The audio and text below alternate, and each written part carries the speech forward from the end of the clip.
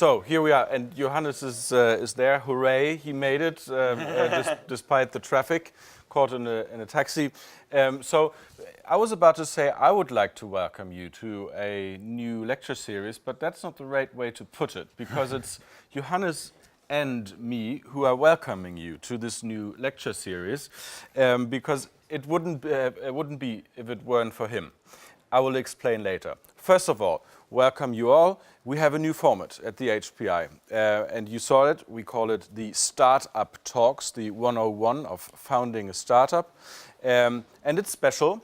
It's not special because it's new. It's special because we are giving it a format where we don't only have talks from the front, but you will have talks, but you will also get the possibility to discuss with our guests, and that is worth so much, we believe. And you are open to ask your questions, and everyone will have a different approach, but in the end you will be able to have all your questions answered, and you will have the people standing here, and you can address them with all your questions. You can seek their help later on and their advice perhaps, but that's fantastic, and that's why we wanted to have it a little less formal than in a normal lecture series.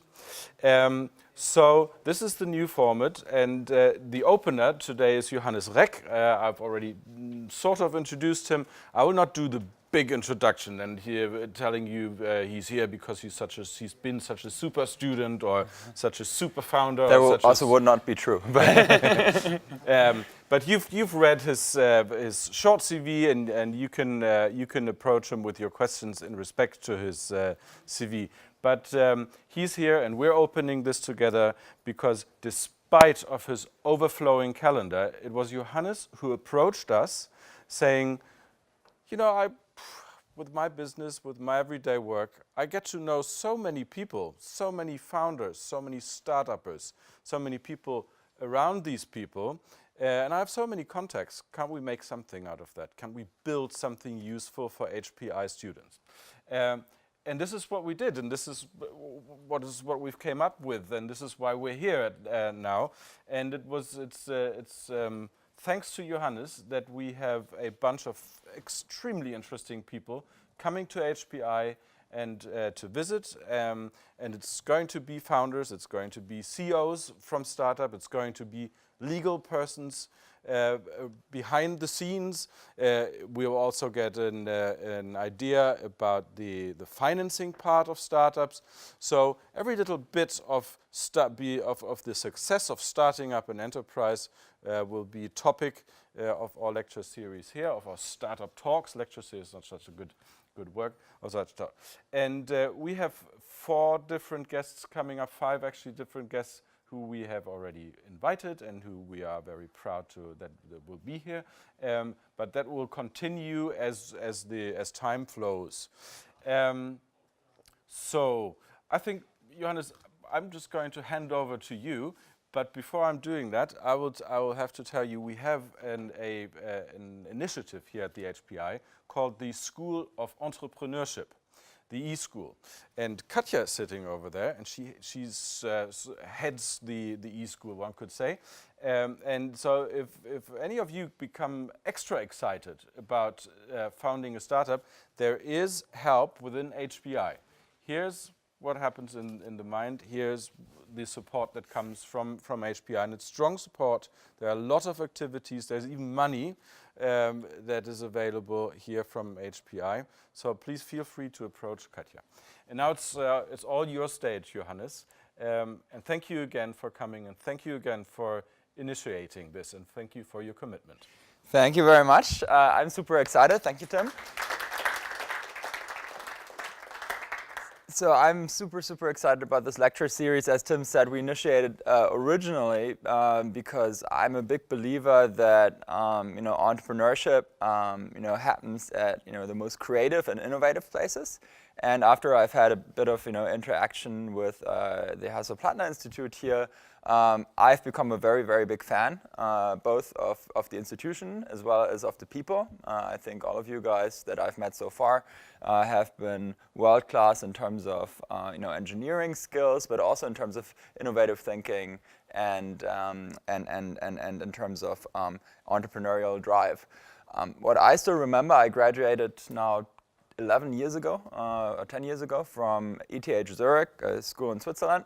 What I still remember is that for me, it was a huge help to actually found and fund the startup.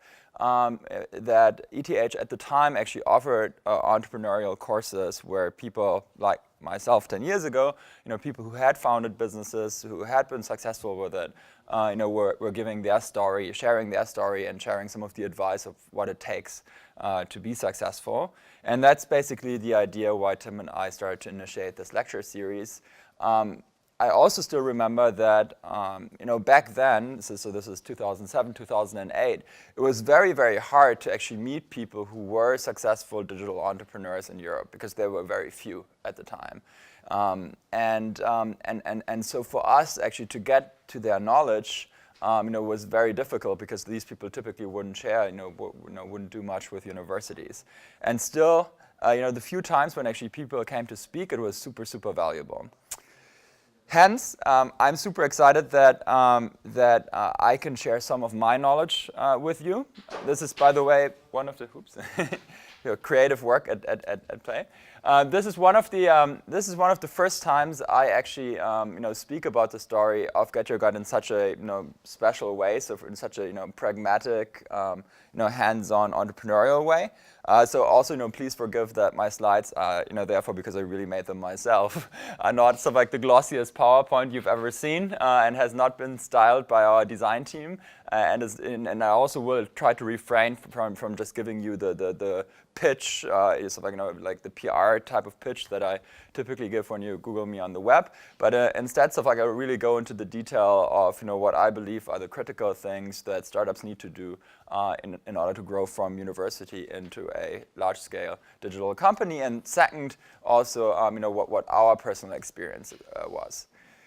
I don't want to have this to be a very long, just direct, one-way conversation because that's super boring. But instead, I would really love you to ask me a lot of questions throughout the entire lecture here. We have roughly 90 minutes. I'll do a little 5-minute split in between. But I'd love to have this to be as interactive as possible. Okay? Good. So to start with, how many of you actually have already founded a startup or are in the process of doing so or think about it? Okay, so we have 3 people. Everyone else, have you guys ever interacted with any startups? So anyone who's actually worked there, interned at a startup? Okay, that's already a lot more. So we can see the ecosystem here is healthy. Just rough splits in terms of professions. How many of you guys are engineers? Okay, that's the vast majority. Design, UX. Okay, engineers. So you guys are. And that's maybe the first thing that I can tell you, something that I didn't believe when 10 years ago someone came into ETH Zurich and told us it's the same quote, but today I totally realize it. You guys actually already own or possess the most important raw material of what it takes to be a successful founder, and that is being in a network of highly skilled and capable people. So. The most important ingredient to success is actually sitting right next to you today in the lecture series. I can tell you at GetYourGuide on average, we spend roughly 10 to 20,000 euros for every single new engineer that we onboard into the company. So that gives you an idea of how much it costs actually to get talented people into an organization, into an initiative. And you actually have that, for free, actually, right here. You can bond, you can discuss your ideas. You can start something off without, paying these crazy amounts of money. So that's actually the most important part to find and have great people join your idea or join your initiative is hugely, hugely difficult these days. And you guys are in a very, very privileged situation. So that's why I would strongly push for make sure that you leverage that. Make sure that you talk to each other about your ideas. Let's get to the to the split of what we'll do today. So the first part will be, what I see as the elementary things of, founding a startup and growing a startup. And the second part will be an interactive session. So you will have to pitch ideas later on. Please prepare. So you can already, while we're speaking, you can already think about your ideas. Even those guys who don't have startups yet will have to come and pitch. So beware. Any questions up front before I get started on the first part of the basics of founding a startup? Just in general, are you only talking about tech startups, or? I try to keep it as general as possible, but my experience obviously is heavily biased towards tech startups. So I would not say that, so I'm originally a biochemist. I would not say that my experience and what I'm telling here today is 100% as applicable in like a biotech startup, for instance. But I would say the basics here are so general that they are more or less applicable across the board. But definitely, tainted by my experience of building a technology company, consumer-facing internet company. Any other questions? Cool. Then let's start with myself. So Tim already gave a quick introduction. I'm 32 years old. I started my company when I was 24. Who knows GetYourGuide? Has heard of it? Okay, cool. The original story is that I was actually a student just like yourself, and I worked on a student project called GetYourGuide, which was a peer-to-peer service for local student tour guides. That idea failed miserably, but we developed the idea that I'm going to talk about later today that has become GetYourGuide today. And we started to do that full-time after my graduation in 2010. I originally bootstrapped the company for more than 3 years because there was no funding available and I didn't have valuable advisors around me. So I basically lived on loans and credit and my parents' money for 2-3 years, alongside with a couple of very dedicated co-founders. And then the company really started to take off in 2012, 2013. We've now raised in excess of $170 million. Just announced a larger financing round last week, and are worldwide the leader in destination travel activities, which is a larger market within the travel space. I'm also personally invested by now. I'm a very happy personal investor in roughly a dozen startups, some of which have also had very considerable success, like TravelPerk, which is a leading B2B travel solution, or CareShip, which is the leading marketplace for elderly people in Germany. Plantix is an artificial intelligence for recognizing plant diseases, and many other companies. So I've had a very good experience in building my own company, but I've also had a deeper look already in a lot of entrepreneurial projects, particularly here across Berlin. Let me start with the first and probably the most important thing when it comes to founding a startup. And by the way, this framework that I give to you is also relevant if you decide to join a startup, which might also be the case. So I recognize that not everyone has the idea or maybe also the opportunity to be a founder, him or herself. But a lot of this stuff is also what I would actually ask the founder if you decide to join an earlier stage company, because it will tell you how well the people who founded the company actually have thought about their business and how well they are prepared and equipped. The most important part that I see is the market. So there's a good saying that goes that great teams actually fail in bad markets, and not so great teams actually succeed in good markets, and great teams in great markets are something. So like those are the teams that create something truly special and something that can disrupt society in a greater way. And I can tell you, I've had the pleasure now through my entrepreneurial life to meet many of the great founders that you might have read about or seen in movies, like Mark Zuckerberg or Peter Thiel and many others. And I can tell you that all of these people are incredibly smart. and have have had and so like it's obviously intuitive, but they've also had the foresight, and that's really what makes the difference, and also a little bit of the mission of why I'm here tonight. They've had the foresight to assemble a set of amazing people around them.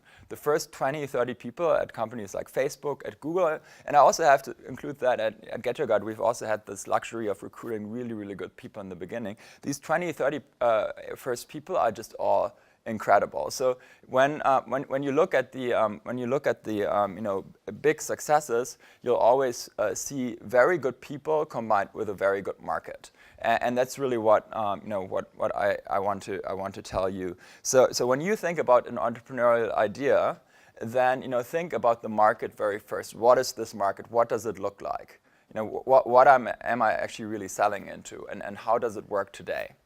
And the really great entrepreneurs, the Mark Zuckerbergs of this world, they have the foresight that they can project what a market looks like a couple of years down the road. So they have a very good vision of what does the market that I'm in actually look like in a couple of years forward. And great companies get created when the present tense actually hits that vision or grows into that vision. So we've been at GetYourGuide, I'll show you the slides later, of our original first attempts. We've been very lucky that our vision of how travel activities work and how people travel and how they search for things to do actually merged with the present of how things then started to work. So when we started, the market worked differently, but we saw a big opportunity, and we caught the wave just at the right moment in time. And that's the case with a lot of startups. So the market and timing are incredibly important in success. And you can only time yourself well if the founding team actually has a very strong vision as to where the market is going to go. I've written down a list of companies. We won't go through everyone specifically, but just to give you an idea, a lot of these companies and the way how they started and the stories behind them are not very straightforward, right? And the vision that was created and the way how people timed and got into the market was also, oftentimes very unintuitive and very special. So if you look at an Amazon, right, Jeff Bezos was originally a trader in New York City, and he started to sell books online. His original vision was really to sell books and build a book company. He was not first to market. There were many other companies that were already selling books on the internet back then. But he timed it as such that when Amazon got created and he went online, it was just a time when e-commerce started to slowly take off. And then he was very quick in building his vision and meeting the present tense with what he was developing. If he would have been 2 years earlier, or in fact 2 to 3 years later, Amazon probably wouldn't be around today. Same for Google. There were many search engines out there. Anyone still remember search engines before Google? Or are you guys all too young? So when I started, I didn't browse on Google. So I browsed on Yahoo and Alta Vista and Fireball, and there were many different solutions. And Google itself was not even thought to be a search engine for the web originally. Anyone knows the story of Google, of what it originally was? It's actually not well published today. Google actually originally, and the concept of PageRank was used for scientific publications. So it was actually researchers being capable of searching academic scientific papers from other researchers, and hence the PageRank, the backlink system. So if you cite someone else in the publication, you make that link basically more valuable, and thereby the publication ranks higher in the search rankings, and that's what Google was initially intended to do. Only later down the road they realized that the market, and here we come to the market of search engines was just about to explode, and that their concept actually really worked well with it. And then the founders again had the vision to really go all in. PayPal, for instance, was originally intended to send money from Palm devices. Anyone still knows the Palm devices way before the iPhone? Someone, this is like a personal assistant, and PayPal was sending money from one device to another. So you see, most of the original ideas, and I think that's a really important message for you, weren't great, and that those ideas weren't the ideas that actually ended up building some of the most transformational companies of our time. A lot of the ideas really had to be iterated in order to become successful. And the founders, only by iterating, really start to realize what the market really was that they were in and what the market potential was. Same for GetYourGuide. Our story was that we had this peer-to-peer business. So we wanted students to sign up as tour guides. And within 2 years of launching that service, only 100 students had signed up, and we had 4 transactions. And then we only realized, hey, there's this huge, very sophisticated, interesting market, of sightseeing tours, attractions, activities, shows, events, and people search for that online, and they can't book it today. And the suppliers were knocking on our door to get their products listed with us. And only then, we started to get traction. So it sometimes takes a very long time for a company to actually find the relevant market. What's important, though, and that's something that when you think about your business, you have to make sure that you research very well, is the total market size of the market that you want to target. Anything that's not a very big market, and big means billions of dollars, is typically not a great market for a disruptive tech company. And that doesn't mean that the company that you're building will necessarily be a bad company. It just means that it won't be a company that will be disruptive and funded through venture capital, and probably also won't be able to grow very fast. So if you think about a local bakery, or so, this can still be a very good business, but it would never get funded by a venture capital firm or such. And it's also very costly for a local bakery to acquire capital, so to get a loan, etc. So because you have very little collateral against it. On the flip side, if you address a market that is billions and billions of dollars large, you're capable of growing very fast, which means that potentially your revenue and your profits, so your cash flows in the future, can also become very big, particularly if it's a market that's in the moment of a transformational period, and hence that allows you to get capital at much cheaper rates. You can raise equity capital, or you can raise debt capital that you can reinvest into your product and technology, and thereby disrupt a much larger market and touch a lot more people's lives. So from an investment perspective, people do not fund companies that don't address billion-dollar markets. That's a fact. And ideally, it's got to be markets that are way north of $10 billion. Sounds pretty scary, right? So when you started, then the market of this online booking of travel or tours wasn't established. So how do you research that it is actually a billion-dollar market if there is no one there? So you're right. So originally, I made the mistake that I misunderstood the market, like many of the other companies that I just showed, right? They also misunderstood their markets, which is a very common mistake in the beginning, but one that's very costly in terms of time. That's why I'm sort of like telling you the secret of, make sure that you research that very properly and really understand it from a customer point of view early on. The way how we started was when we did the peer-to-peer website that frankly didn't have a market. We thought we could grow a market. We made the mistake that we just looked at it from a purely product point of view. So we saw Facebook growing very fast, and we saw eBay being very established, and we thought, hey, we merged those two things for travel, like a social network and a commerce side, and it's going to be interesting.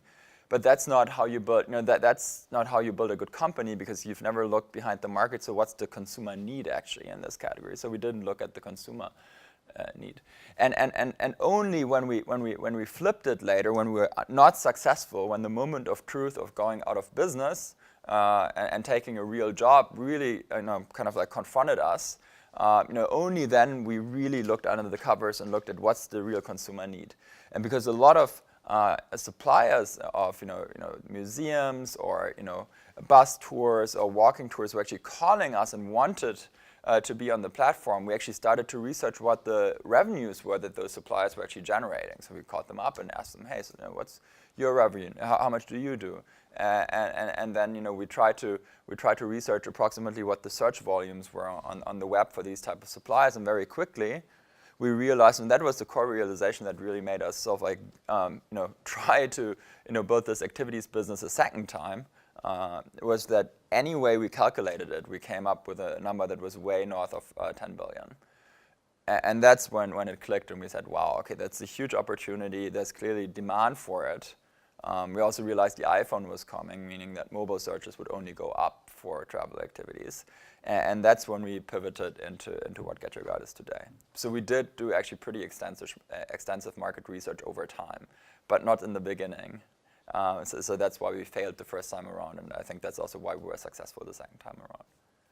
You had a question? Yeah, I have a question about how do we find out what the customer really needs. So if we just go out and talk with the customer, maybe we have only few of the real opinions and we don't really see the whole picture. That's a super good question. Can I come to that? That's I guess one of the next slides here, but it's a very good question. Yeah. So, but anyway, so you know, just to bring the point home of why you have to focus on a very large market and why you should not focus on smaller markets is if you look at all of the big companies that have generated outstanding returns for investors over the last 10 years, they've all been in markets that are essentially hundreds of billions of dollars large. And these markets, it sounds like those are very crazy numbers, but the beautiful thing is there are actually many markets that are of that size. The message is more that your product has to be so universal and has to be scalable from a technology point of view so that you can serve many customers around the world. Any type of local product, so whenever product either that's too local or that's too fragmented into a category, is typically a bad product. So when I hear we're doing Airbnb for pets or something, then typically I'm already totally turned off because that means you're only addressing a very, very small category, within a larger market. Go ahead. But it depends on the amount that you're able to capture, right? You won't capture $150 billion, right? That will not be the size of your business, that's the size of the market.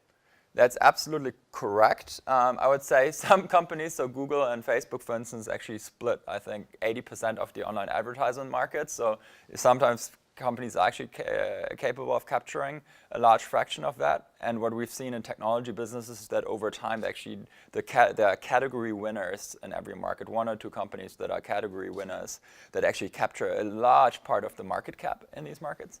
That said, though, you're right. Typically, in traditional businesses that are not highly disruptive like Amazon or Google or Facebook, companies, champions typically capture between 5 to 10% of the global market.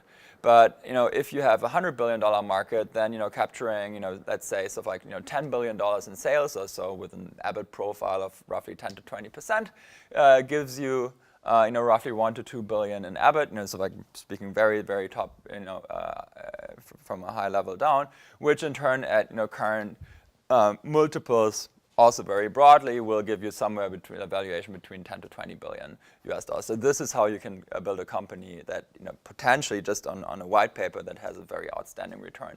If your market is 100 million big, which is still a large number in terms of overall market size, you can, even if you get to 30, 40, 50% market share, you can never create an EBIT profile that's really interesting in terms of building a company that is that will be an outstanding return for an investor, and hence you can never leverage the capital that you need to really grow.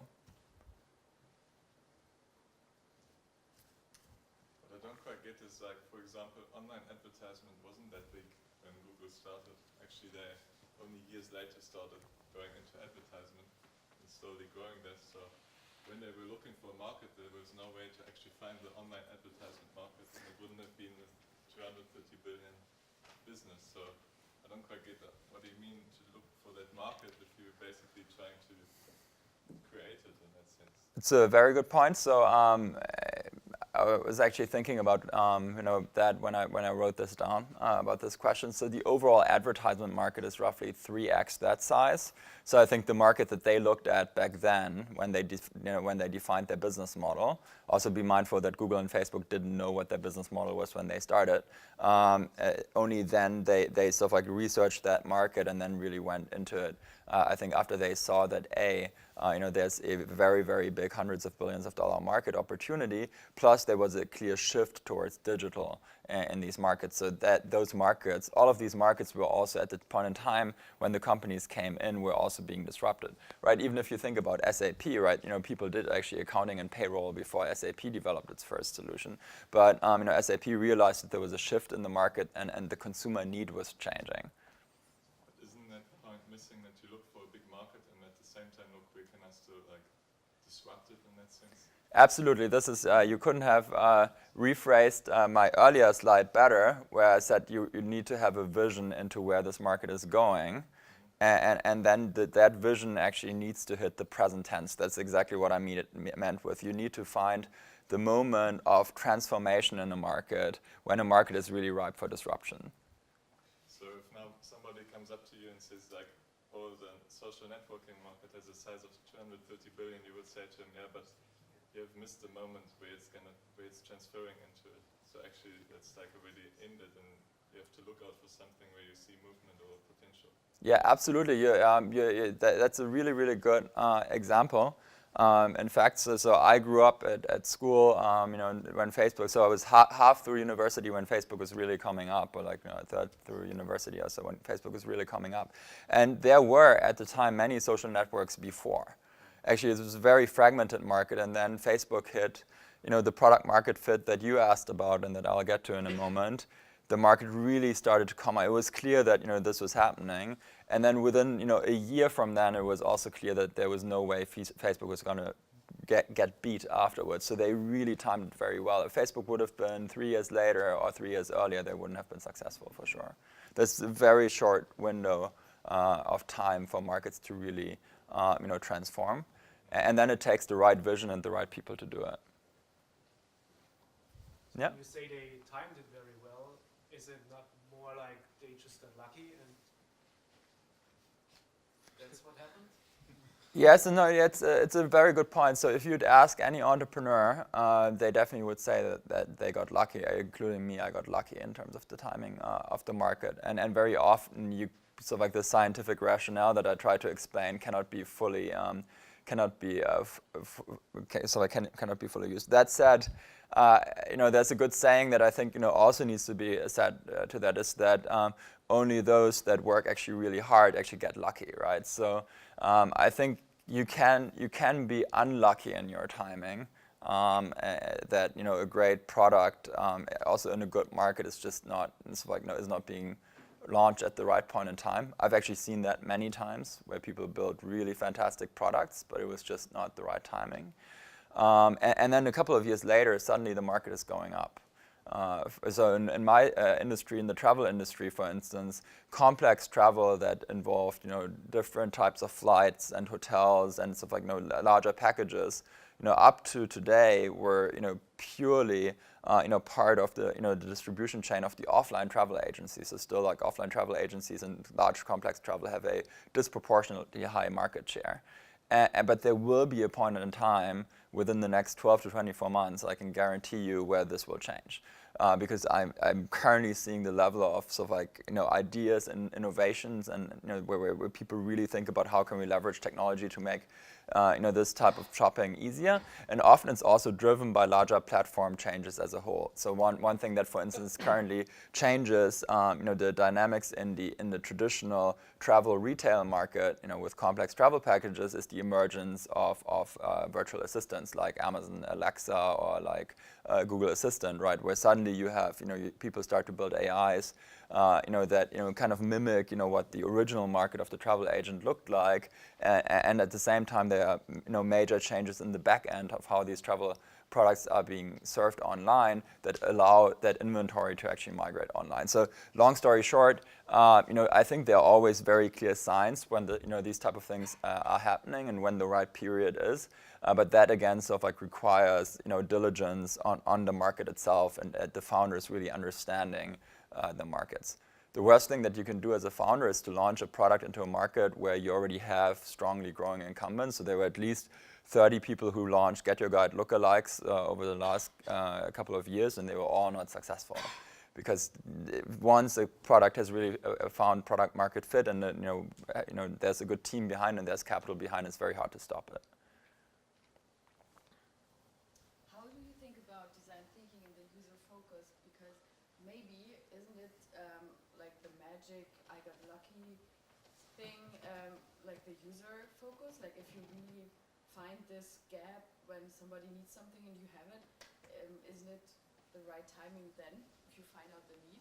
Yeah, absolutely. That's so that comes together with the question that was just asked here. So yeah, let me get back to that in a minute. It's definitely what I would recommend founders to do these days. So if I would go and start all over again, I think the user experience and the customer research would be the first thing that I'd do alongside with the market research.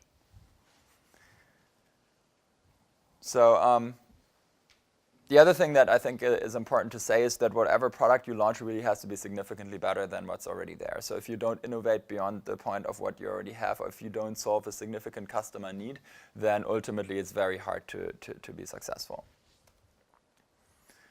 And very often, and we discussed this, very often the companies that got successful in the end were not the first ones actually to market. So Google, Amazon wasn't the first one in the book market. Google wasn't the first one. Booking.com, the largest travel company in the world now, was 6 years after Expedia, and Expedia was 1,000 times the size when they started, and now Booking.com is significantly larger. So it's not only about being the first to market, but it is sort of like again, the right timing, the right people, and the right innovation that really is 10 times better than what you currently have on the market. So to your question, so what you really have to be asking when you launch a product is, who are my customers first and foremost, and what specific problem am I solving for them? And that you should absolutely do with user research sessions. You should try to build easy prototypes as early as possible. And that's, by the way, not only true for consumer-facing startups, but also for B2B startups. So if I was, for instance, the SAP of today, I'd definitely go to so like a company to showcase my product, even when it's not fully ready, just to sort of like see how they interact with it and whether it really solves their pain and is something that could potentially really be 10 times better. Also really important is to understand and think through who your competition is. A lot of startups, founders come to me and say, hey, it's like we have such an innovative idea, we don't have any competition because we're creating a completely new market.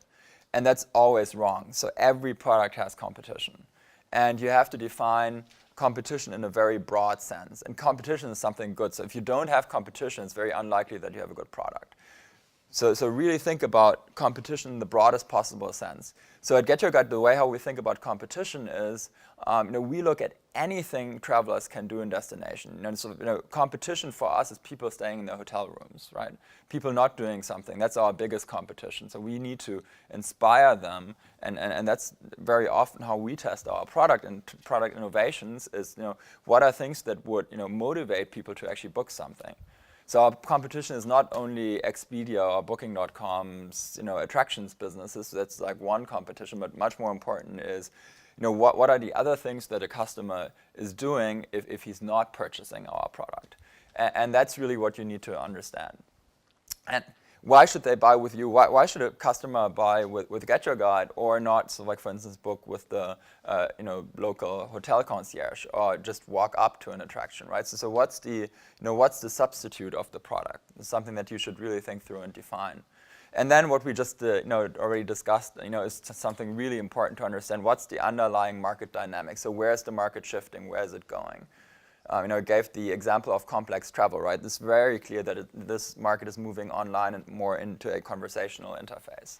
So you really need to understand, so like what's the movement of my market and how do I actually fit into that?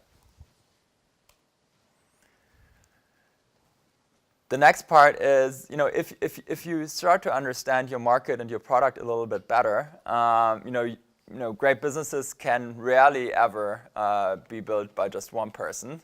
And certainly over time, you'll need to look for other people. And I strongly recommend founding teams Typically, a good size is somewhere between 2 to 4 people maximum. More than that gets very complicated from a shareholder structure, and also typically results in too much discussion early on and too much friction. But if you're all by yourself, that happens. So for instance, Naren, one of the people who will come in and speak in one of the future lecture series, actually was a founder all by himself. But as he will report to you, that's really hard. Being a single founder is something really difficult. It's not often successful, and psychologically, I can tell you it's probably hell. So for me, I originally had 4 other co-founders, which I have to say, looking back, was crazy.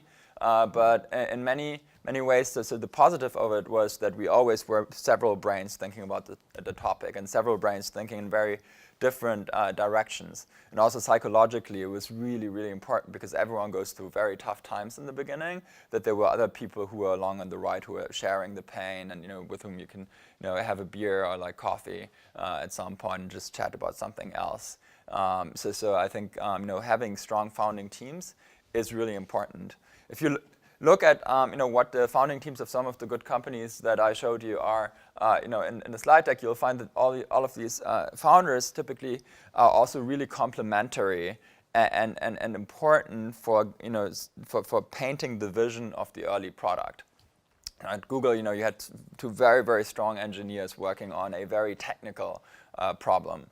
At PayPal, you had 2 extremely eccentric people who are also very smart, but who are willing, in the worst of all possible times, in the middle of the dot-com crisis when cash was running short, to go against the American banking industry, right? This is something where, I would say, for instance, the Google founders could have never founded PayPal, and probably also not the other way around. So, you need to have very special characters that are needed to push for that disruption in the market at the right point in time.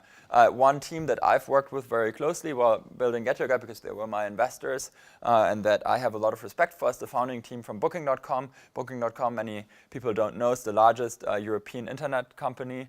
They have a market cap of roughly $90 billion US, turn over 10 billion in sales and 4 billion in profits every year.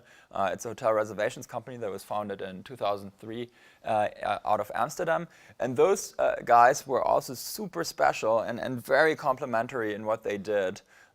One case has a very strong operations focus, which was needed to get all of the hotel inventory online, and also to cut the deals with the hotels in the early days, which is very difficult because no one knew that small Dutch company. And then Arthur Kosten was basically the person who more or less invented the concept of A/B testing and UX for websites, and really optimized Booking.com into a highly conversion optimized website that got more and more tests layered in every single day, and that that then over time could pay for traffic, particularly coming from Google and meta search companies and TV, in a way that no one else could, and through that they could grow the company in a very, very quick manner into what it is today. But you had all of the concepts that made them successful later on, the hotel distribution, as well as the optimized website.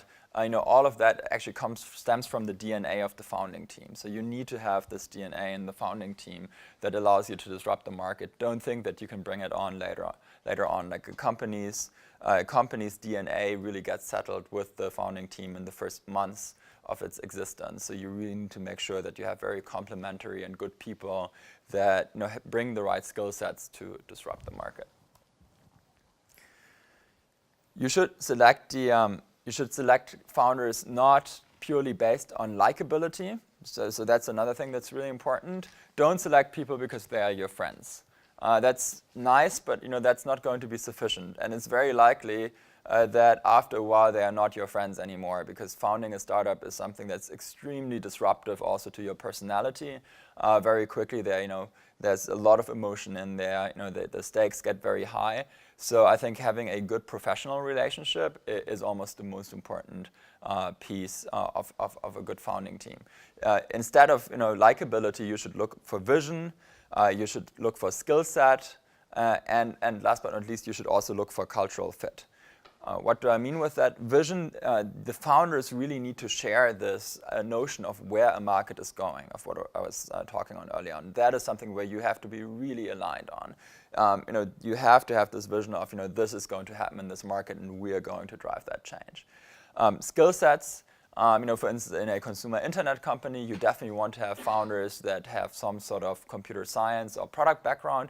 I've personally never invested in any startups where you don't have the technical DNA in the founders to bring the product to market. So that's also why I give this lecture here, and for instance, not at a business school, because I see many sort of like business founders come up with like a fancy PowerPoint and say, hey, like we're disrupting this market, and typically they did very extensive research and stuff, but then there's no one there to actually do it. And that to me is a complete no-go. To start with, I'd much rather have someone with a good technical vision of, this is actually the product, we've already done some user testing with it, and so like this is how we think about the market, than having a high gloss PowerPoint. So skill sets is very important. Cultural fit, this is very hard to assess early on, but it's very important. Cultural fit means, do you share the same values?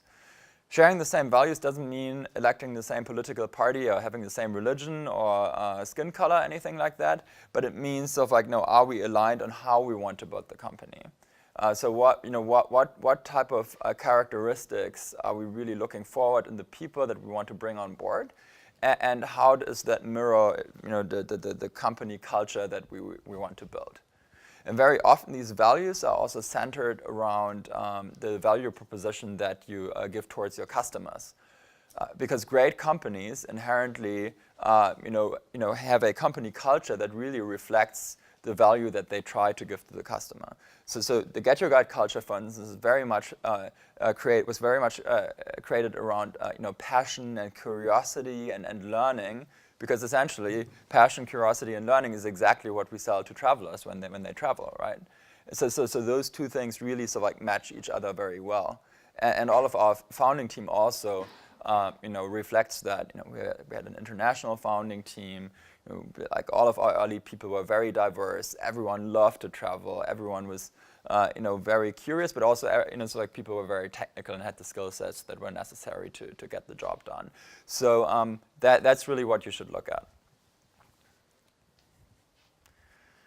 Once you're beyond, yeah? I have a question regarding the values you just stated. So isn't it like clear that you want someone who's passionate about what he's doing, who wants to learn things? Is that a bit like too general? Mm-hmm.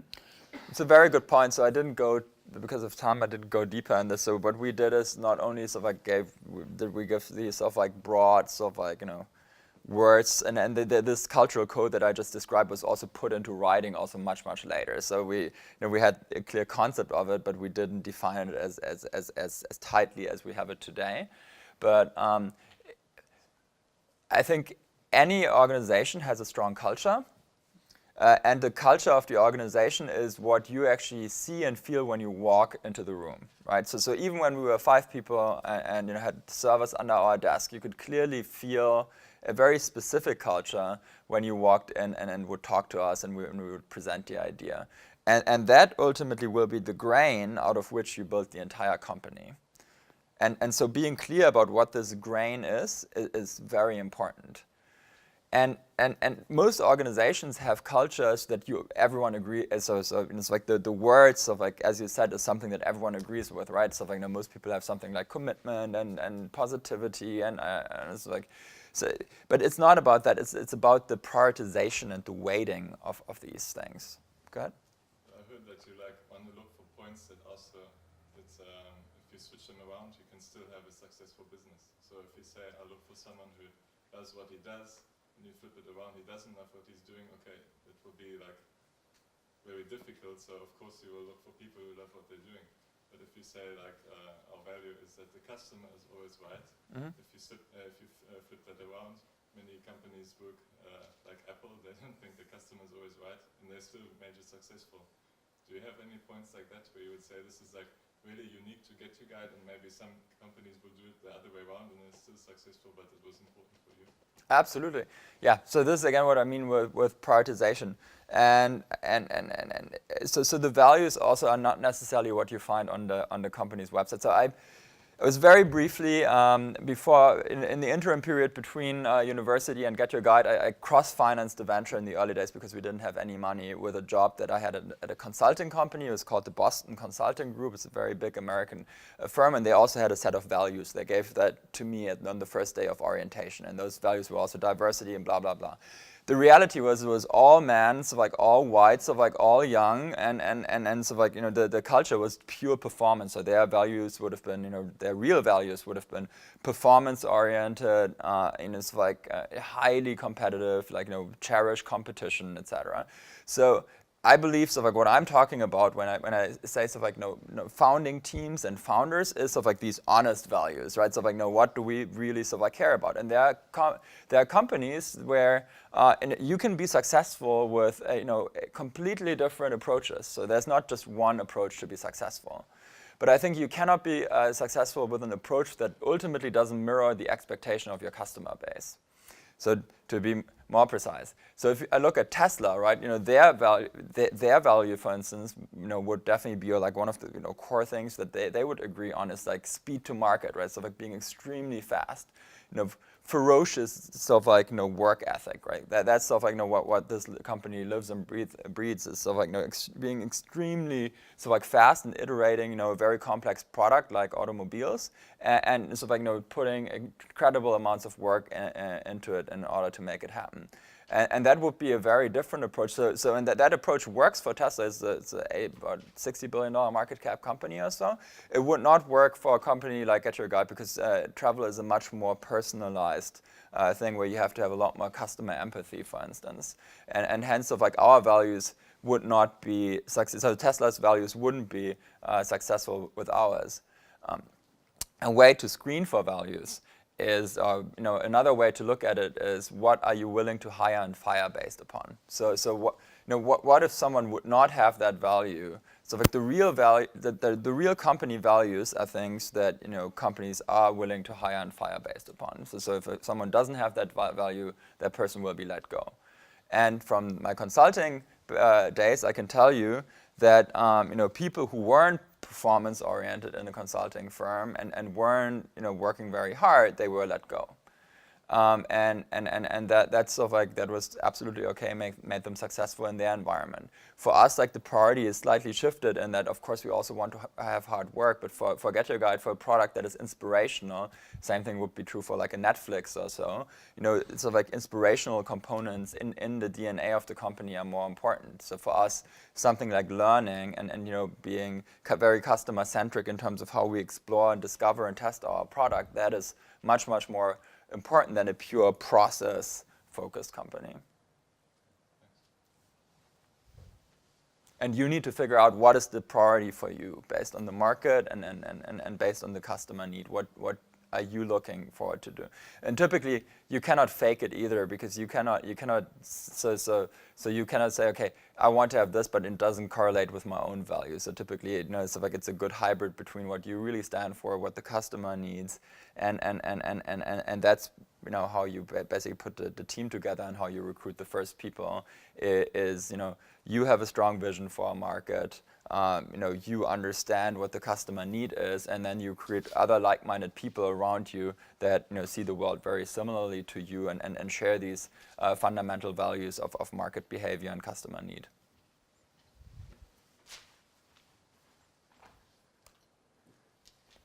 Now we get to what we just discussed, the product market fit. Product market fit defines of like the early indicators, the early telling points of when you see that your product and the market actually resonate. The vast majority of companies that don't go well are founded by people who think that they have product market fit when effectively they have not found product market fit yet. Hence, it's very important that you try to iterate on product market fit very early on.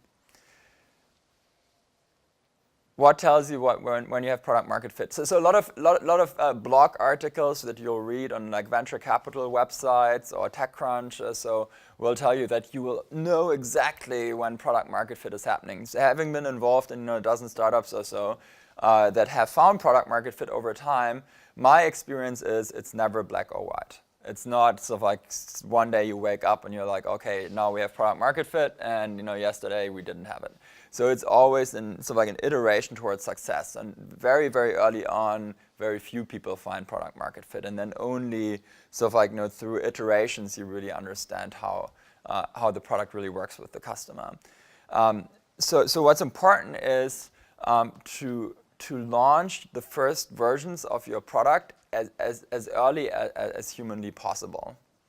So in consumer-facing internet companies, for instance, I always say just get the first designs and mock-ups and the basic functionality ready, and then try to launch that with a subset of customers.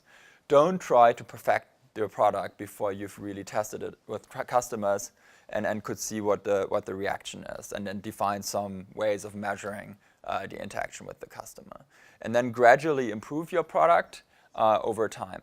There are some businesses where that doesn't work, and that was to your question. So, like, is what you're saying broadly applicable? If I'm a biotech company, obviously I cannot. So there's no way of like having a 2 months iteration cycle, and the rules of the game there work differently.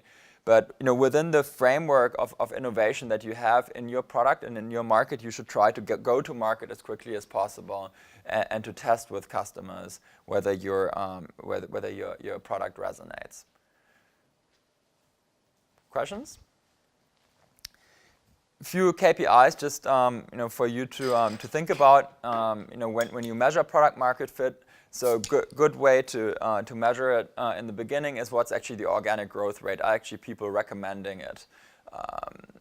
And what's sort of like the user retention or repeat cohort. So Facebook was very sort of like found product market fit extremely early. And how they could tell that this was one of the most disruptive products of our lifetime was that Facebook had more than 100% retention rate, which is so basically negative user churn, which barely ever happens. What that means is if someone signed up, not only sort of like did that person come back sort of like as a visitor, I think on average every 2 days, but also on average one person signed up more than himself, but sort of like on average also an incremental other person. So basically you had no user churn in all of the early cohorts, but it was only user gain. So it was an inherently viral product that if you had a group of people would kind of take off. And that's also how they then later on defined their go-to-market strategy, that they put that virality into a couple of schools, had a couple of ambassadors in every university that they launched into, and then the network would just within a very short period of time would spread itself. So that's an example of a product market fit that is very, very visible and that could very easily be tracked, and that was through the superior retention rate of the product. And then in social networking, this sort of like user cohort retention data is sort of like the key thing, how social networks are being measured. Snapchat also still could raise so much funding because they had, I think, 60 to 70% retention. So out of 100 users that signed up, 60 to 70 stayed on the service long term and contributed content to it. So that was how they were measured. In GetYourGuide's case, this is obviously very hard because you'd only travel every 6 to 12 months, so we couldn't take that measurement because otherwise we would have had to wait for years until we would see a significant cohort of our customers coming back. But what we actually looked at was the organic growth rates. So how many how much word of mouth did we actually generate? How many organic customers did come to the website through Google, or also through through sort of like our existing customers telling about the product? Another thing that we maniacally measured to the present day is customer satisfaction. So we sort of like always ask customers on a scale of 0 to 10, how likely are you to recommend the service to your family and friends, and then we do an analysis of that later and calculate the Net Promoter Score, through which we can see whether our customer satisfaction is intact and is actually growing over time, which is also a very important indicator if you're on the right track with your product. So those are a couple of ideas on how to measure it. Last one is don't go and raise money, and that's something that wasn't in the slide deck when I looked when I went to university 10 years ago, because there was no money back then. But today times have changed. There's a lot of money. There are a lot of people who invest in startup companies, and it's very tempting, because you read about all these highly successful technology companies. It's very, very tempting to go and look for money early on. My strong experience is don't do that. So really try to be self-sufficient until you have some signals of product market fit. Otherwise, you will only come into a very negative cycle where as soon as you take money on, you have a responsibility to your shareholders and investors that have invested in you and want to see a return. And then typically a startup very quickly gets pushed down one track where you try something and then you kind of like win or fail. And that's also a great thing. That's a great catalyst when you're ready for it. But before you've found product market fit, so when you're still in the let's call it the brainstorming phase with your customers, that is a very bad thing to do, because it kind of limits and cuts off your creativity and your flexibility. So instead, what we did in the beginning, this entire project with the peer-to-peer student marketplace, what was fantastic, because we didn't have any investment in there. We were completely on our own, and we could slowly iterate our way into the product. And then later on, we could raise investment. If we would have been given money when we were doing the peer-to-peer student marketplace, which I was dreaming of at the time, we today wouldn't be around. And I'm really certain about that. How about a product idea that is really depending on a lot of financial support? Give me an example. A medical instrument, for example. Mm-hmm. So very often, so medical instruments are typically not developed out of thin air, right? So typically a medical instrument is being developed, within the framework of a university, etc.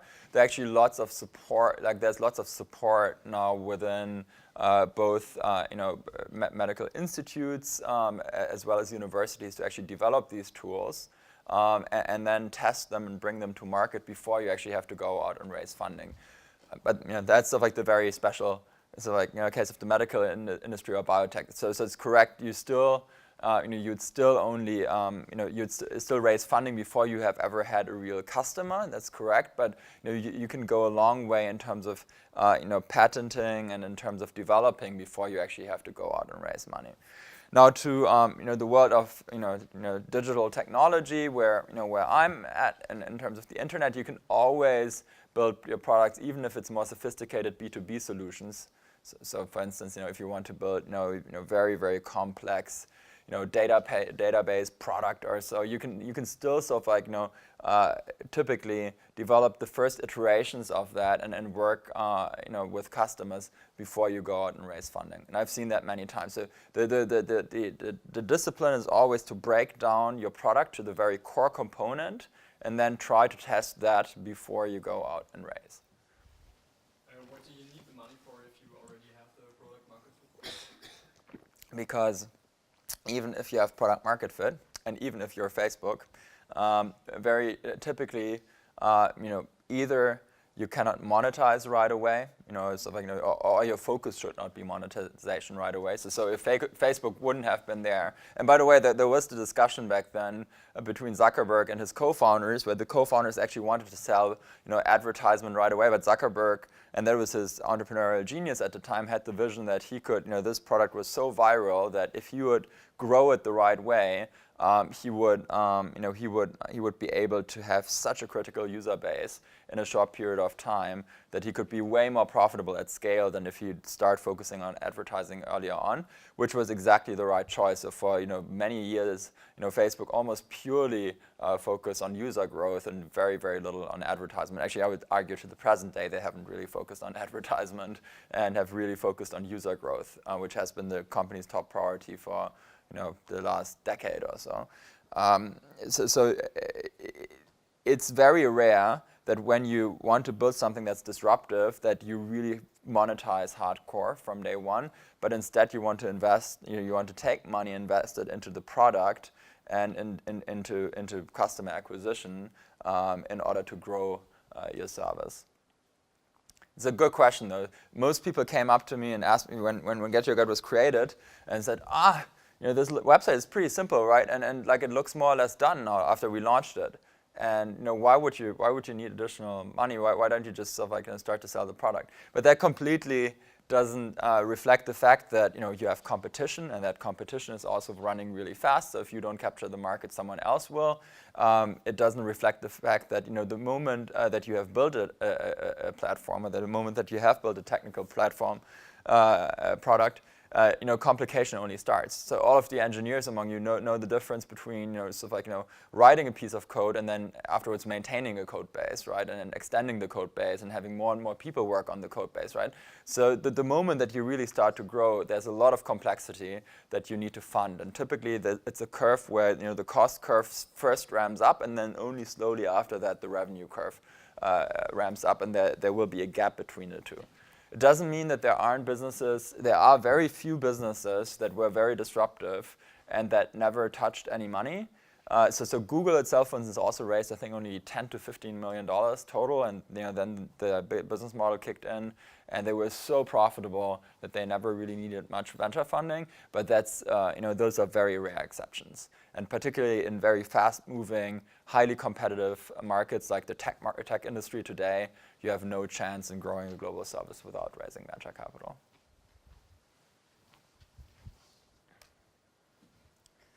So what do people look for? I'll give you sort of like the brief overview, and then you get the longer overview actually in the next lecture series, which is being held by Christoph Mehr and André Eggert. One is a very prominent early stage investor, seed investor in Berlin. He's invested in GetYourGuide and in SoundCloud and many other businesses here in Berlin that have been very successful. And he'll talk more about this with you, as well as sort of like the other one is the lawyer of most Berlin startups.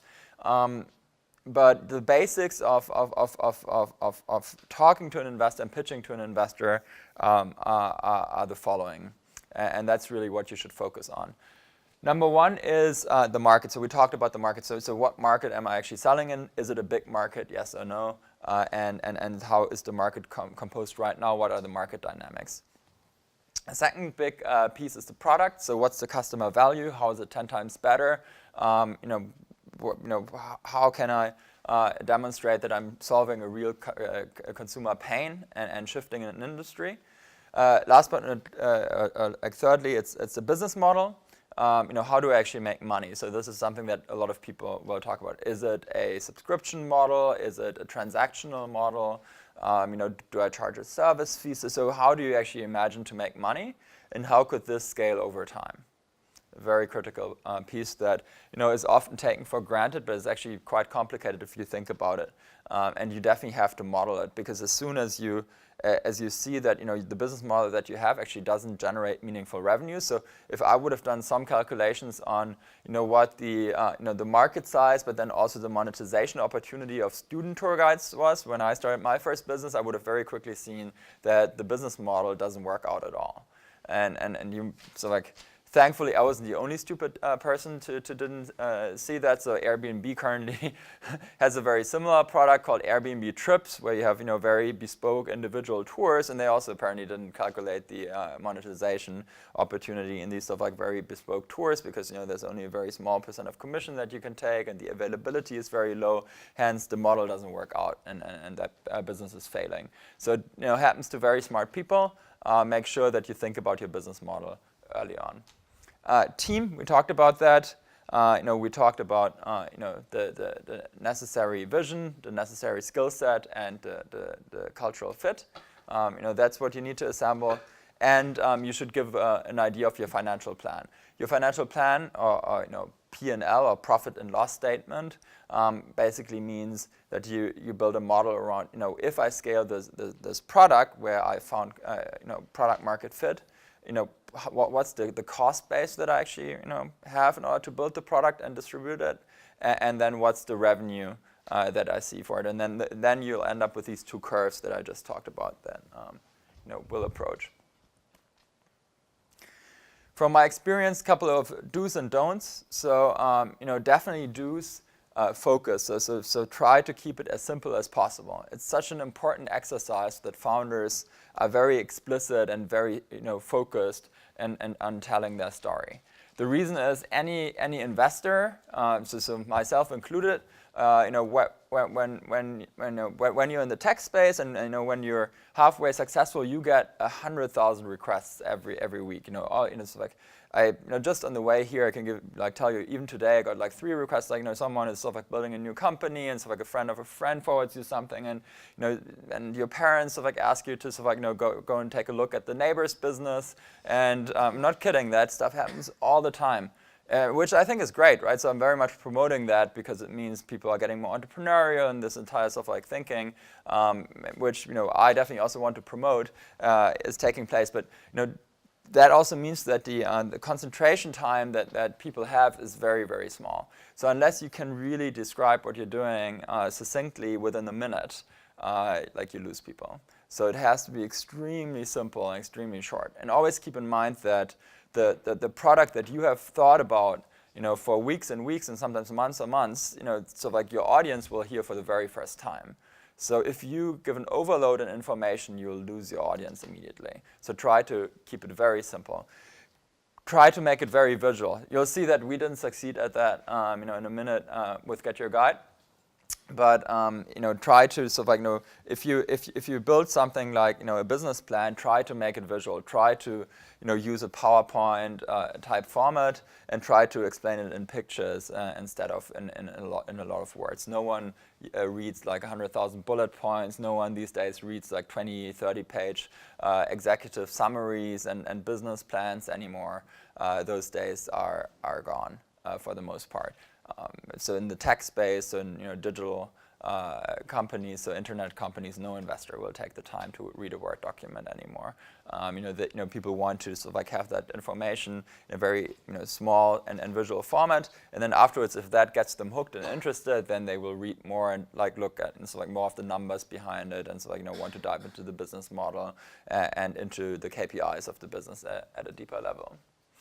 So don't try to do that. Also, another thing very important, actually unfortunately happens very often, is be truthful. So don't misrepresent data. That will only fall on your own feed. So if you're not sure about the number, rather take it out than put it in. So don't sort of put some sort of fictional KPIs in there that halfway reflect the reality or reflect the reality in a way that you want it to be. And you'd be surprised how often that happens, because ultimately it will always fall on your feet later on. Because people will do investigating research, and one of the very important currencies in the world of technology companies is trust. So the moment that you've lost trust with your co-founders or with investors, that's very sacred good that's very hard to rebuild. So don't do that. So recapping, so the first part is understand your market. Really do your homework. Assemble the best team, based on their competency, their vision, their skills, and their cultural fit. And last but not least, raise money only when you're ready, and not just because you can or because it's sexy or because you want to get cash very quickly. But really raise money once you've demonstrated at least fundamental or basic version of product market fit. Cool. Any questions? Have you ever read Crossing the Chasm? Yeah. The beginning kind of sounded like quoting the book. Not intentionally done that. I've read it many years ago, yeah. Okay, because I'm currently reading it. Kind of really great what he describes and a lot of topics also. It's a very good book. Highly recommended. Other questions? So you mentioned that you always have some kind of competition, and the second thing was release early, release often kind of thing. Did you ever experience any situation where there was some kind of big company taking over the thoughts of some possible competitor because they really released very early? So that's some thought I always get, okay, when I now release this version and maybe it's not that new and disruptive because it will never be, won't there be any competitor that will have more people and more competence and more money and just take the idea? That's a super good question. It's one of the concerns that I get most frequently from students when I'm at university. So very often, like a student comes, so it's like someone comes to me and says, I have this idea, but I don't want to tell you because otherwise you could maybe copy it. And they don't say it in the same words, but it's like you see that there's a little bit of a resistance because they think so. The idea is nothing special. Everyone has ideas, and it's very likely that your idea, was already tried many times before. I was not the first person to get your guide, and I was also extremely reserved in the beginning to talk about the idea. Looking back, it's the most stupid thing that you can do. What's better is to actually tell your idea to as many people as possible, because that's actually user research at the end of the day. The more you understand how people react to your idea and the feedback, to basically take all of their feedback and write it down and catalyze it and make your idea better, that's the first step towards product market fit. I've never in my life seen, out of hundreds, probably more than 1,000 business ideas that I've seen so far, and after having been in many large companies, having worked with many large companies, I've never ever seen that an idea of someone was taken and executed by someone else, neither another startup nor a larger industry player, and then the original, the person with the original idea was crushed. Never seen that. Pardon? Rocket Internet? So what is an idea where someone went to Rocket Internet and pitched the idea and he was obsessed about that idea, and then Rocket Internet took the idea and crushed that person later? I mean, they're doing it with businesses from other countries. So they take small businesses that are growing and put it into their market and scale it way faster. And how successful is Rocket Internet today? Completely run down except for very few companies, and these companies, they're typically investors. So my strong belief is, Rocket Internet here in Germany is always the big example. I think it's a counter example because what you see there is exactly why it doesn't work, because people who come to work for Rocket Internet typically, number one, don't really have a vision. Secondly, often don't have the skill set, and thirdly, have a terrible cultural fit. So they violate all these things. That's why 99% of the Rocket Internet companies are not successful, and why Rocket Internet also in its current form won't exist forever. Is this put on the web later? But but I'm happy to say that. I don't think that model works, and it's been proven to not work. So I would strongly encourage you to talk with people about your idea. It's very, very, very unlikely that someone else executes your idea better than yourself. And if they would do that, then I would very much question whether you would ever have been successful at all with your idea. Yeah, go ahead. So I guess the point that they're trying to make is not about the idea, although that's also interesting and I share your perspective there, is once you've proven the business model, right, and there is a company that is in a related space. So the thing that comes to mind for me are, for example, certain apps. The most recent case is Facebook copying Snapchat's features and so distinguishing features, and that is a real threat, and there is some sort of way in which not all, but some of your particular value can be copied that way. Once you've proven that it works, right, and people like it, and then someone else with more resources can copy the. It's a very good point. That's called competition in the marketplace later, right? So once you have a scaling business, you will face competition, right? GetYourGuide competes with Expedia and many others, and sometimes even large companies. I'm a strong believer that highly driven founder teams, can overcome easily, very large competitors as well. But obviously, it's a big battle, and it requires continuous innovation at the end of the day. But again, the answer to that is not speaking. Facebook would have copied these features if Snapchat would have spoken about it or not spoken about it, right?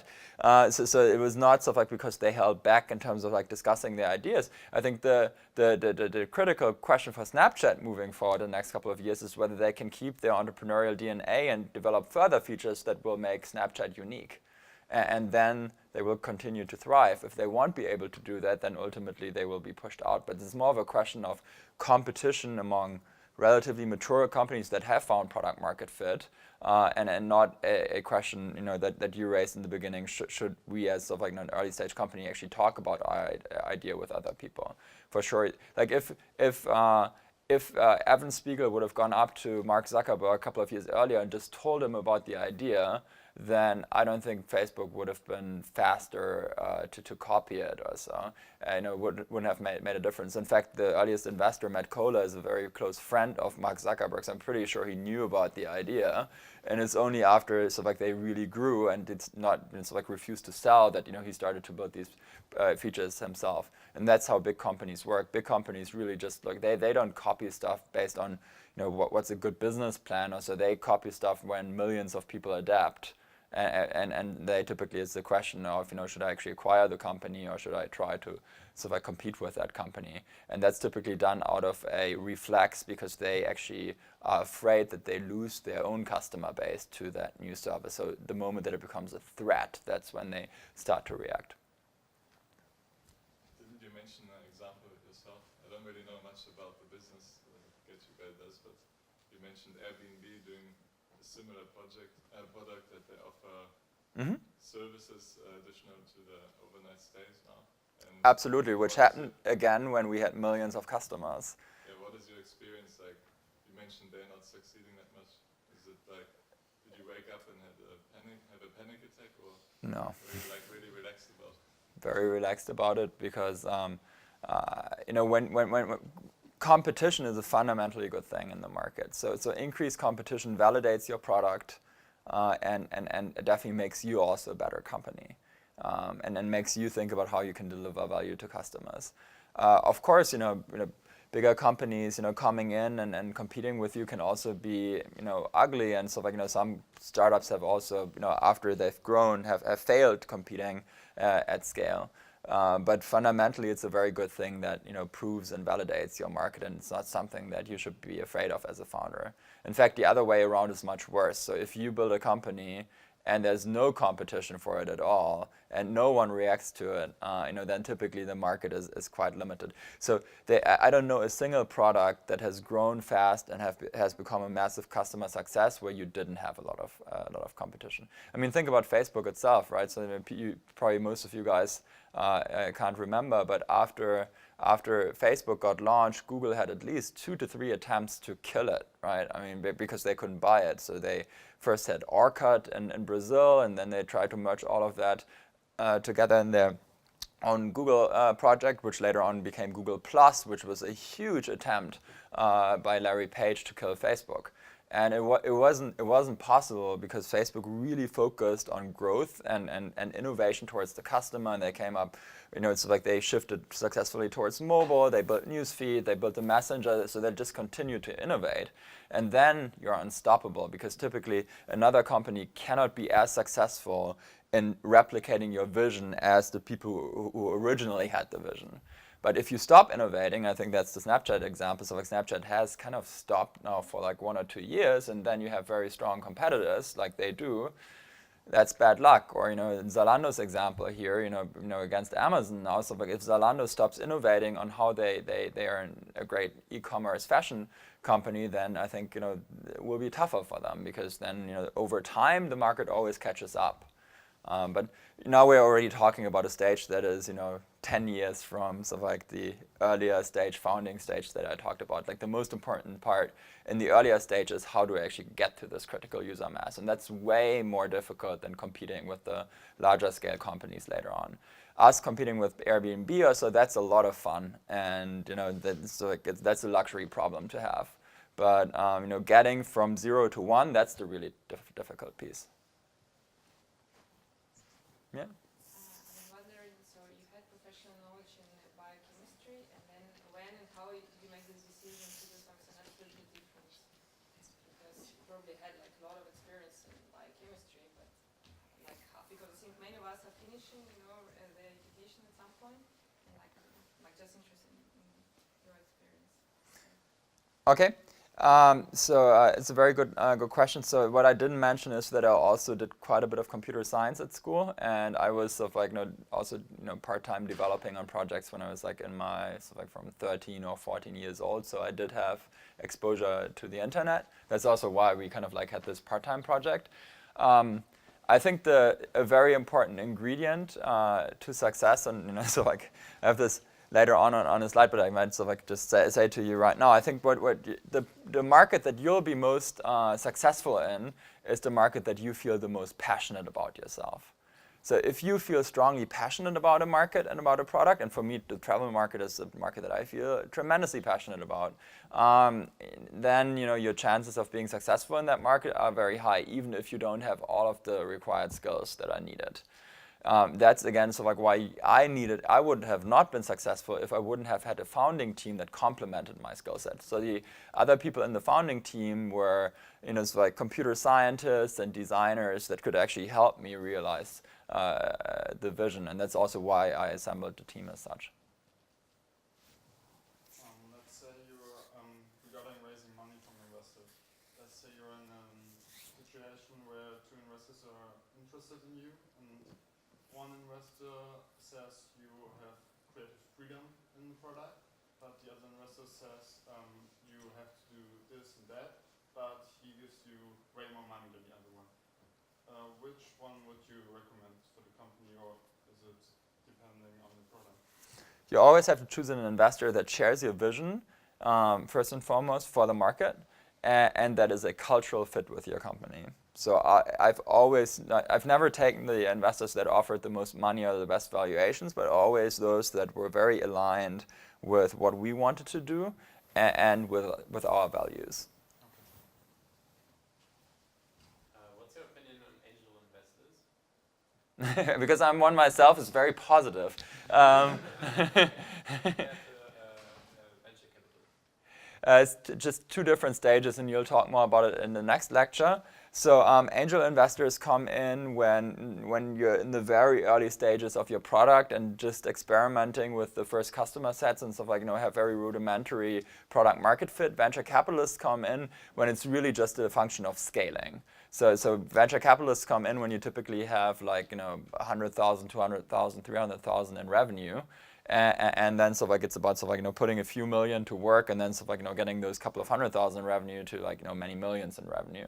And so like angel investors come in when you have like a few thousand euros in revenue, and so like you can demonstrate that people are willing to pay for the service, and so like and you have a good team, and you have a very cool market. That's when angel investors typically come in, and they help you to set up the company so that it's actually ready for being scaled. So it's basically angel investors, and then you have VCs, and then later on growth equity firms, and then pre-IPO firms, etc. But stuff like that, stuff like it's the first two stages of investing.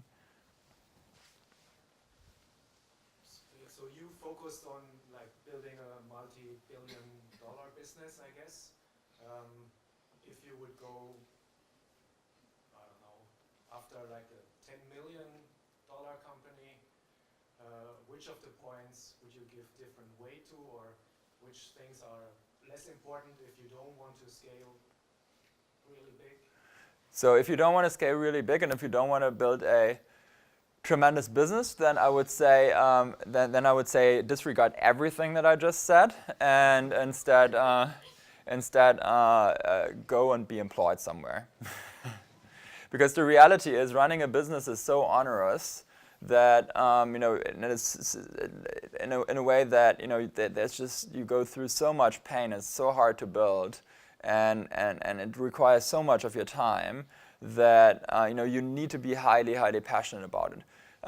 Can you be passionate about running a local bakery? Yes, for sure. But I'm talking to an audience here that is highly skilled, right? You've been given one of the best educations in the country. So all of you guys have had the luxury to attend one of the very best schools and to have an extraordinary skill set. So you're in the 0.01%. And so it's very hard to realize. I didn't realize that when I went to school, but it's the truth. Let's face it, that's the truth. So why would you not leverage your skill sets? Why don't you? The market is not, it's not a big market. It's not a worldwide market. You are targeting, I don't know, stamp some small niche that you're very passionate about, but it's just not a multi-billion market. With your education, I would recommend you either you're targeting something that it's true. It's like how to leverage what you've been given. I think it's not to be honest. It's a responsibility. Like I've seen. Absolutely. I mean, like we've all been lucky to be born into a very rich society, and like have a very good intelligence that allowed us to go to very good schools and learn very good skill sets. So to me, it's a responsibility that that fortune that you've been given, you don't just waste by wasting your time on something that doesn't really move the needle, but instead you do something that's meaningful to society. And that can have many different ways. I mean, this can be for non-profit organizations. This can be for, so like for an internet company and many other ways. But if you want to be a founder, then I would say try to be the best founder that you can and go into a market that's really meaningful to customers and not into a small market. If you don't see that that's really your thing, or if you don't have sort of like that clear vision, then I would say it's much rather to go and work for a company that sells stamps, for instance, because there are also many in that market, and sort of like try to sort of like leverage your talent in that larger context than to do it yourself. But I would not recommend anyone to go into sort of like small market and then sort of like slowly build out like a tiny company, because the chances of failure are just the same. So chances of failure in a sort of like a market with a very big company with a very big market is the same as a company with a smaller market. And instead, failing in a smaller market is even more likely. And as a result, it's becomes very likely that you won't ever be capable of building something meaningful. And that's then just a waste of time for you.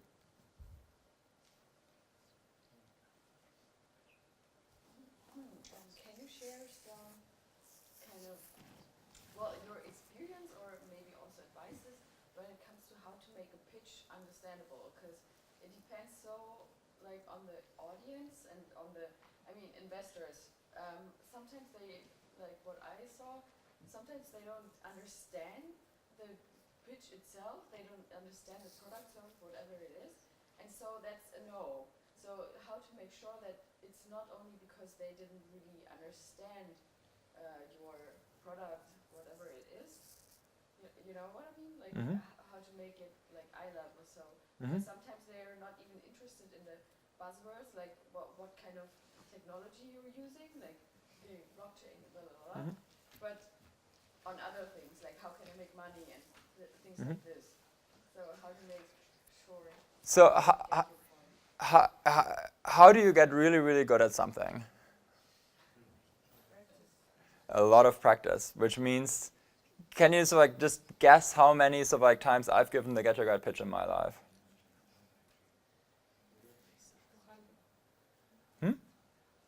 200 times? I don't know the exact number. It's definitely in the thousands. So, and then so like in the early days, there wasn't a day where I wasn't giving it at least 5 to 10 times to people who wanted to work for us, to investors, to the press, and you constantly need to sort of like explain yourself in a very sort of like simple format. We'll leave it at that. So I think there are drinks out there. Just before you go, I think I'm supposed to like give you the outlook of the next session. So I think we already talked about one. So the next time you have a very successful seed and angel investor coming in and a lawyer that sort of like talks about what it takes to incorporate a startup. After that, we have 2 very successful friends of mine, the founder of Flixbus, the green buses that you see running around. He's a super good entrepreneur. Actually, who came not from a technical background, but from a pure business background.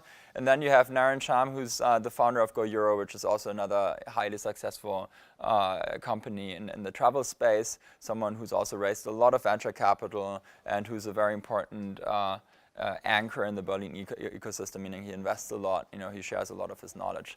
So I think you guys will have a lot of fun with those 4 people coming in the next lecture series. So, thank you very much for your attention, and thank you for this being such a great interactive session. I'm over there for drinks now, and we can discuss your ideas and pitch a little bit more. Thank you.